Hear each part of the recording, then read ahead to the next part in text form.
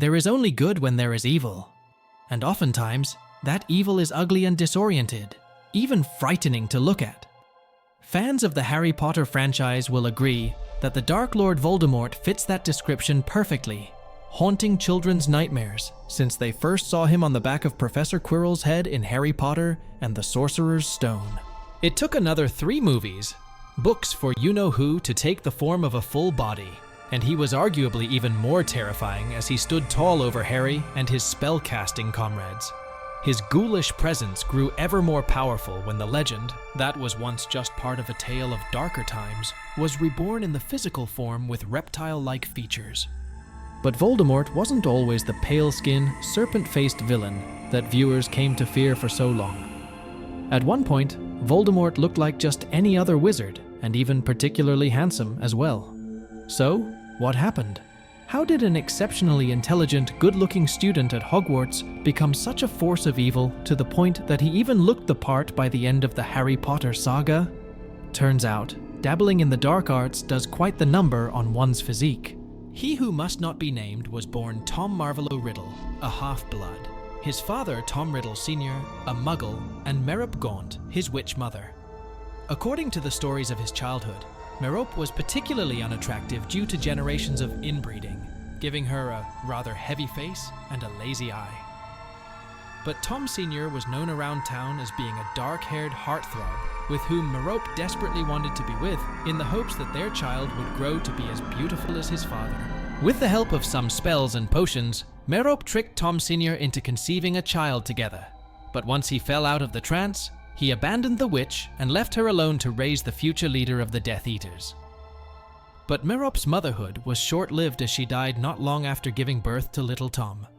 However, her desire to have a handsome child was met, as Tom not only grew to be as good-looking as his father, but he managed to use his inherited attributes to his own devious advantage. It's unclear how early in his life Tom used his good looks as a tool, but he was cited to have lured other children from his orphanage to places like caves and such, despite the eerily disturbing reputation he had created for himself.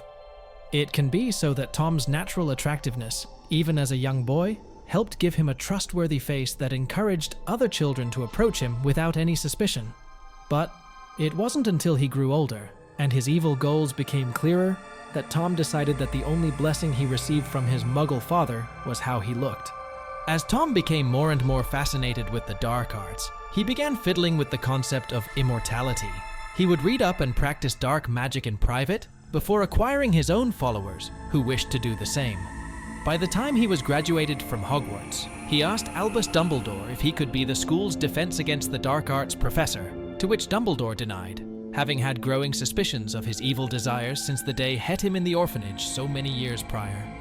This only fueled Tom more to want to be the most powerful wizard in the world, and he finally figured out a way to achieve immortality, the Horcruxes. Tom adopted his alter ego, Lord Voldemort, and began his expedition to eternal life. By using the Horcruxes and splitting his soul into 7, he knew that even in his physical death, his spirit would still live. 2 of the Horcruxes he used were a locket of Salazar Slytherin and a cup of Helga Hufflepuff, both of which he found in the possession of the elderly Hepzibah Smith. His method in which to steal the 2 Hogwarts artifacts was to woo Hepzibah and grow closer to her before poisoning her and stealing the artifacts for his own. Tall, pale, and with dark eyes and hair, the poor old woman couldn't resist such attention and fell into his trap. Although his plan was coming together, he was unaware of the toll it would take on his body. Tom's journey to immortality continued as he sought the Horcruxes to spread his everlasting soul across the world.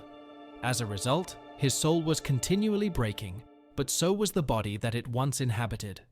So, as the soul of Tom Riddle was escaping his body piece by piece to reside in a new host, the identity that was once the orphan boy was slowly dying and becoming something entirely new, both physically and spiritually.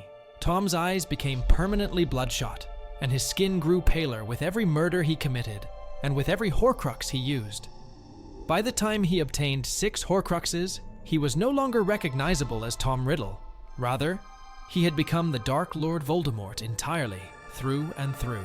But in trying to destroy the prophecy of his downfall, his forbidden curse rebounded against baby Harry and killed the host in which the remainder of Voldemort's soul lived. However, pieces of his soul lived on, one of which found itself inside Harry himself. For the years to come, Voldemort lived as a sort of spirit before latching onto Professor Quirrell's head and feeding on unicorn blood just to stay alive. But after Quirrell perished, the conniving Peter Pettigrew took it upon himself to resurrect the you-know-who. Through dark magic, Pettigrew managed to formulate a concoction that would give Voldemort a physical host in the form of a deformed, scaly-looking infant body. And eventually, with another potion, mixed with the blood of an enemy, the bone of a father, and the flesh of a servant, Voldemort was reborn into the body that viewers know him as best. Besides the unpredictability of dark magic remedies, it is not entirely clear as to why Voldemort's new body resembled a snake. With reptilian slits for nostrils, his eyes that of a serpent's, and his skin as pale as a ghost. Some fans alluded to the fact that one of his Horcruxes is the Python Nagini, and so his newest physical form would reflect the bodies in which his soul inhabits. In addition, Voldemort had spoken Parseltongue his entire life, even before he knew he was a wizard.